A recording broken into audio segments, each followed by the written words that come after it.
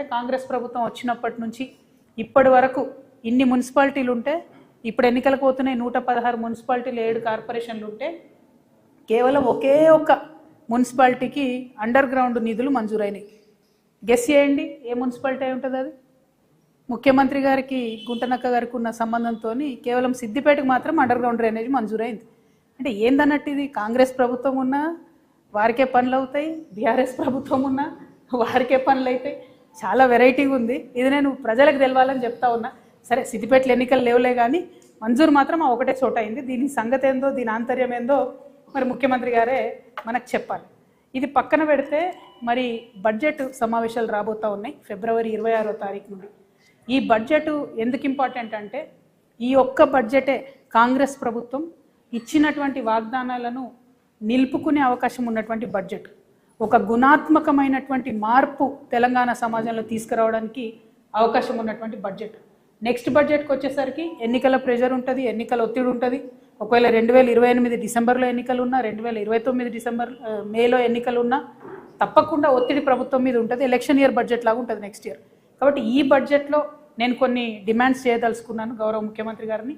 ఎందుకంటే పోయిన సంవత్సరం వాళ్ళు పెట్టినటువంటి బడ్జెట్ చూస్తే మొత్తం ట్యాక్స్ రెవెన్యూ ఏదైతే ఉందో అది మన తెలంగాణ భూములు అమ్మడం ద్వారా 7,000 కోట్ల రూపాయలు సంపాదించుకున్నారు. సంపద సృష్టించడంలో మాత్రం అసలే దృష్టి పెడతలేరు. దానివల్ల ఏమవుతుందంటే రెవెన్యూ డెఫిసిట్ ఏదైతే ఉంటుందో అది బీభత్సంగా పెరుగుతుంది. -9,000 కోట్లకు వెళ్ళిపోయింది ఇప్పటి వరకు డిసెంబర్ వరకు. ఇది అఫీషియల్గా ప్రభుత్వం ఇచ్చినటువంటి డాక్యుమెంట్. ఇందులో నా యొక్క కల్పన ఏమీ లేదు, వాస్తవిక విషయాలు నేను చెప్తా ఉన్నాను. అంటే ఒక పక్క సంపద సృష్టించకుండా ఇంకొక పక్క ఆల్రెడీ మనకున్నటువంటి ఆస్తులు నమ్ముకుంటూ ఉన్నారు. సరే అట్లా చేసిండ్రు అనుకుందాం, మరి కనీసం ఆ డిస్బర్స్మెంటు ఆ డబ్బు అనేటటువంటిది పేదవాళ్ళకు పోవాలి, వెల్ఫేర్ కోసం పోవాలి, కొన్ని మంచి అంశాల మీద క్యాపిటల్ ఎక్స్పెండిచర్ కింద పోవాలి.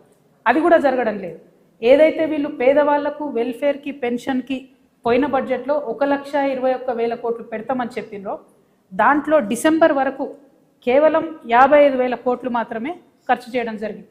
అందుకే మనకు రావాల్సిన పెన్షన్లు వస్తలేవు, అందుకే మనకు రావాల్సిన నిండ్లు వస్తలేవు, అందుకే జరగాల్సినటువంటి అభివృద్ధి పనులు కానీ వెల్ఫేర్ పనులు కానీ జరగడం లేదు. అది కాకుండా ఏంటి అప్పులు, బీభత్సంగా అప్పులు తీసుకొస్తూ ఉన్నారు. ఇంకో పక్క చాలా పెద్ద ఎత్తున అంటే వాళ్ళ అంచనాలకు మించి 122% అప్పులు తీసుకురావడం జరిగింది. ఇవన్నీ ఒకటైతే కాంట్రాక్టర్లకు మాత్రం ఏదైతే అంచనాలు పెట్టుకున్నారో 36,000 కోట్లు పే చేయాలని దాన్ని మించి 42,000 కోట్ల పైచిలకు కాంట్రాక్టర్లకు పే చేశారు. అంటే సంక్షేమ పథకాలకేమో తక్కువ పే చేస్తున్నారు, వాళ్ళ కమిషన్లు వచ్చేదానికి మాత్రం ఎక్కువ పే చేస్తూ ఉన్నారు. ఈ డాక్యుమెంట్ అంతా కూడా నేను కూడా మీకు ప్రెస్ మిత్రులతో పంచుకుంటా. అంటే లాస్ట్ సంవత్సరం వాళ్ళు చెప్పినటువంటి బడ్జెట్లో డిసెంబర్ వరకు 9 నెలలు లెక్కేసుకుంటే ఇంకొక క్వార్టర్ మిగిలింది అనుకుంటే ఈ 9 నెలల్లో వాళ్ళు పేదవాళ్ళకు తగ్గిస్తున్నారు, పెద్దవాళ్ళకు డబ్బులు ఇస్తున్నారు, ఉన్న ఆస్తిని అమ్ముతున్నారు, కొత్త ఆస్తిని సృష్టిస్తలేరు. ఇటువంటి సందర్భంలో కూడా మరి వచ్చే బడ్జెట్ పోయినసారి బడ్జెట్ 3,04,000 కోట్లకు పెట్టిండ్రు. మరి ఈసారి బడ్జెట్ నేను అనుకోవడం ఇంకొక 25,000-30,000 కోట్లు పైచిలకు పెడతారేమో అని అనుకుంటున్నా. ఆ బడ్జెట్లో తెలంగాణ జాగృతి తరఫున మేము కొన్ని అంశాలను డిమాండ్ చేయదలుచుకున్నాం. ప్రధానంగా ఏంది అని అంటే కామారెడ్డి డిక్లరేషన్లో ఏదైతే బీసీలకు సంవత్సరానికి 20,000 కోట్లు ఇస్తామని చెప్పినారో ఆ 20,000 కోట్లు ఖచ్చితంగా బడ్జెట్లో పెట్టాలనేటటువంటిది మా మొదటి డిమాండ్.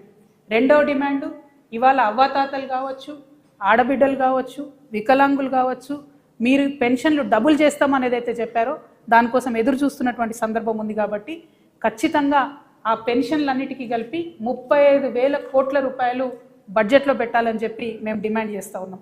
అట్లానే ఇప్పటి వరకు ముఖ్యమంత్రి గారు ఎక్కడికైనా మాట చెప్తున్నారు, మేము ఇందిరమ్మ ఇండ్లు కట్టినామని చెప్పి.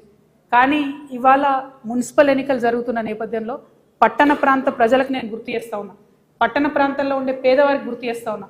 కేవలం గ్రామాలలో 4 లక్షల సంబంధించి ఇందిరమ్మ ఇండ్లకు డబ్బులు రిలీజ్ చేస్తున్నామని చెప్పారు. అందులో కూడా సగం వర్క్ స్టార్ట్ కాలేదు. కానీ పట్టణాలలో మాత్రం ఒక్క రూపాయి కూడా ఇందిరమ్మ ఇండ్లకు ఇవ్వలేదు. సో నేను డిమాండ్ చేస్తూ ఉన్నా, మీరు 26వ తారీఖు తర్వాత పెట్టే బడ్జెట్లో మీరు పేదవాళ్ళకి ఏదైతే ఇండ్లు 22 లక్షల ఇండ్లు కడతామని ఒక లక్ష్యం పెట్టుకున్నారో అది పూర్తి కావాలంటే ఈ సంవత్సరం 8 లక్షల ఇండ్లకు 25,000 కోట్ల రూపాయలు ఖచ్చితంగా బడ్జెట్లో పెట్టాలని తెలంగాణ జాగృతి తరఫున డిమాండ్ చేస్తూ ఉన్నాం.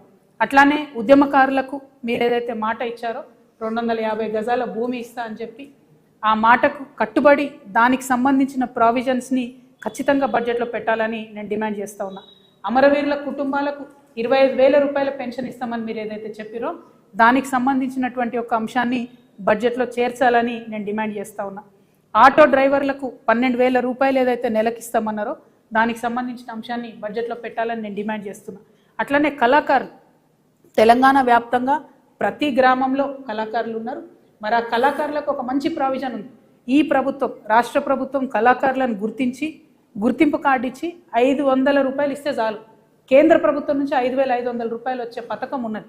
దాన్ని అడ్వాంటేజ్ తీసుకొని రాష్ట్ర ప్రభుత్వం తక్షణమే కళాకారులకు గుర్తించి దానికి సంబంధించిన ప్రావిజన్ని బడ్జెట్లో పెట్టాలని నేను డిమాండ్ చేస్తూ ఉన్నాను. అట్లానే చేవెళ్ళే ఎస్సీ ఎస్టీ డిక్లరేషన్ ఉంది. దానికి సంబంధించి ఎస్సీ ఎస్టీలకు సంబంధించి బడ్జెట్లో ప్రావిజన్ పెట్టాలని చెప్పి నేను డిమాండ్ చేస్తున్నా. వరంగల్లో రైతు డిక్లరేషన్ ఉంది. దాని ప్రకారం మరి రైతులకు ఏదైతే మినిమం సపోర్ట్ ప్రైస్ పెంచడము, బోనస్కి సంబంధించిన అంశాలు అవి ఖచ్చితంగా మనము ఇవాళ బడ్జెట్లో పెట్టాలని చెప్పి నేను డిమాండ్ చేస్తూ ఉన్నా. రైతులకు సంబంధించి ఒక మాట దయచేసి మనందరం కూడా అర్థం చేసుకోవాలి. రైతులకు ఇస్తాం మేము రైతు భరోసా, రైతులతో పాటు కౌలు రైతులకు ఇస్తాం మేము రైతు భరోసా అని చెప్పి మాట ఇచ్చారు. ఇంతవరకు అది పూర్తి చేస్తలేదు. రైతులకు కౌలు రైతులకు కలిపి పెట్టాలంటే 25,000 కోట్ల రూపాయలు సపరేట్ హెడ్ కింద పెట్టాలనేది నేను డిమాండ్ చేస్తూ ఉన్నా. రైతు కూలీలకు ఏదైతే సంవత్సరానికి 12,000 రూపాయలు ఇస్తామన్నారో దానికి 10,000 కోట్లు అవుతుంది. అది కూడా బడ్జెట్లో పెట్టాలని నేను డిమాండ్ చేస్తున్నా. అన్నిటికన్నా మించి ఏంటంటే అలా ఆల్రెడీ ఫిబ్రవరి యాసంగికి సంబంధించి ఇంతవరకు రైతు భరోసా రాలేదు. తక్షణమే రైతు భరోసా నిధులు విడుదల చేయాలని నేను ప్రభుత్వాన్ని డిమాండ్ చేస్తున్నా. మరి ఈ సందర్భంగా ఒక మాట ప్రజలందరికీ గుర్తు చేయాలి. నిన్న మొన్న రేవంత్ రెడ్డి గారు చాలా దగ్గర సభలలో ఒక మాట చెప్పారు. మేము రైతు రుణమాఫీ 100కు 100% చేసినామని చెప్పారు. చేయలే. మీరేం చేసిండ్రు? మొదలు మీ అంతటా మీరే ప్రభుత్వం నుంచి 44,000 కోట్లు అయితే రైతు రుణమాఫీ అవుతుందని చెప్పారు. కానీ చేసింది ఎంత? 21,000 కోట్ల రూపాయలు. కానీ క్యాబినెట్ డెసిషన్ చేసింది ఎంత? 28,000 crores. అంటే 28,000 కోట్లు రైతు రుణమాఫీ చేయాలని క్యాబినెట్ చెప్తే మీరు చేసింది 21 కోట్లు. పైగా ముఖ్యమంత్రి గారు ఏమాత్రం మొహమాటం లేకుండా నేను 100% రుణమాఫీ చేసిన అంటారు. నేను ముఖ్యమంత్రి గారికి ఛాలెంజ్ విసురుతా ఉన్నా. మీ మహబూబ్ నగర్ పోదామా, మా నిజామాబాద్ వస్తారా, లేకపోతే హైదరాబాద్లో సెక్రటేరియట్కి మమ్మల్ని రమ్మంటారా? జాగృతి వల్ల వస్తాం. రుణమాఫీ కానీ రైతులందరినీ తీసుకొని వస్తాం. ఖచ్చితంగా మీరు 50% మంది రైతులకు రుణమాఫీ చేయలేదు. ప్రతి జిల్లాలో ప్రతి చోట ఎక్కడికి పోయినా రైతులు బాధపడతా ఉన్నారు. నిజంగా మీకు చిత్తశుద్ధి ఉంటే ఆ ఏదైతే మిగతా 50% మందికి రుణమాఫీ కాలేదో ఈ బడ్జెట్లో పెట్టి రుణమాఫీ చేయండి. ఎగ్గొట్టకండి దయచేసి రైతులకు. రైతన్నలు ఇబ్బందిలో ఉన్నారు. ఇప్పటికే మీరు యూరియా కూడా ఇవ్వలేని పరిస్థితులలో, మేనేజ్ చేయలేని పరిస్థితుల్లో రైతులు ఇబ్బంది పెడుతున్నారు. ఇది కరెక్ట్ కాదు. ముఖ్యమంత్రి గారు నిజాలు చెప్పండి ఇప్పటికన్నా అని చెప్పి మేము వారికి హెచ్చరిక చేస్తూ ఉన్నాం. అదేవిధంగా విద్యార్థులకు సంబంధించి ఫీ రియంబర్స్మెంట్ 11,000 కోట్లు బకాయిలు ఉన్నాయి. నేను పదే పదే చెప్తూ వచ్చాను. ఈ ఫీ రియంబర్స్మెంట్ డబ్బులు ఇవ్వకపోతే అందరికన్నా ఎక్కువ బాధపడేది మా ఆడబిడ్డలు. ఆడపిల్లలు చదువు మానిపించి ఇంట్లో కూర్చోబెడతారు. కాబట్టి రిక్వెస్ట్ చేస్తూ ఉన్నాం, మేము రాష్ట్ర ప్రభుత్వాన్ని డిమాండ్ చేస్తూ ఉన్నాం. 11,000 కోట్లు వన్ టైం మీరు ఫీ రియంబర్స్మెంట్ ఇవ్వండి. ఇచ్చి తర్వాత మంత్లీ ఇస్తారా, క్వార్టర్లీ ఇస్తారా, ఒక క్యాలెండర్ ఇవ్వండి. కానీ ఇవ్వండి.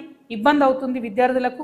చిన్న విద్యా సంస్థలు మూతపడిపోతున్న పరిస్థితి ఉంది. కాబట్టి 11,000 కోట్లు ఫీ రియంబర్స్మెంట్ ఇవ్వాలని చెప్పి నేను డిమాండ్ చేస్తూ ఉన్నా.